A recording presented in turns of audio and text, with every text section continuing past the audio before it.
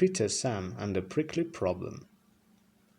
Duke returned at last, and Sir Handel went away. The other engines were kept so busy that they didn't have time to miss him. Hedge cutters had been busy too, trimming trees and bushes beside the railway so that passengers could see the view. Each evening Rusty took some trucks up the line and carried away as many cuttings as he could, but they could manage only a few at a time, and as fast as he moved the cuttings, more took their place. It was Peter Sam's turn to take the morning train. The coaches were full, but the rails were dry, and Peter Sam didn't mind the extra load. He puffed happily along until, just beyond the tunnel, he found that in the night a high wind had blown hedge cuttings across the rails. He stopped, and his driver and fireman got down. "We'll never get through that lot," exclaimed the fireman. "Pooh," scoffed Peter Sam. "They're only little branches, nothing to it. We'll simply push them aside."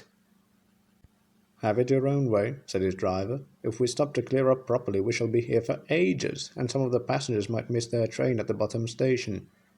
Peter Sam puffed bravely on. He went carefully at first, and the branches slid aside easily. Then came a stretch where the cuttings were brambles. Peter Sam began to regret his boasting. Not only were the thorns prickly, but they caught in each other, and the branches stayed firmly put. "Ouch!" exclaimed Peter Sam suddenly, and stopped. "I can't move," he complained. The fireman looked. "It's no good," he said at last. "You've got brambles caught in your valve gear, and steam can't get into your cylinders. We shall have to cut you out." Peter Sam shuddered. He shut his eyes and prepared for the worst. The fireman pulled on thick gloves.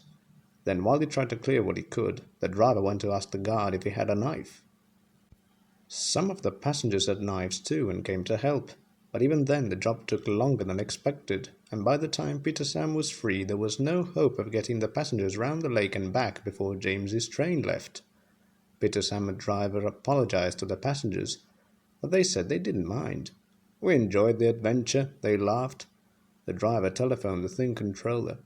On the way home they passed Rusty, pulling a long line of trucks. Rusty worked hard, and by afternoon the line was clear for trains to run normally.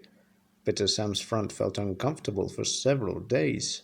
The others laughed and teased him. "Take a snowplow next time," they suggested, and they kept asking if he had a sharp knife in his cab. At last Carlo told them to stop.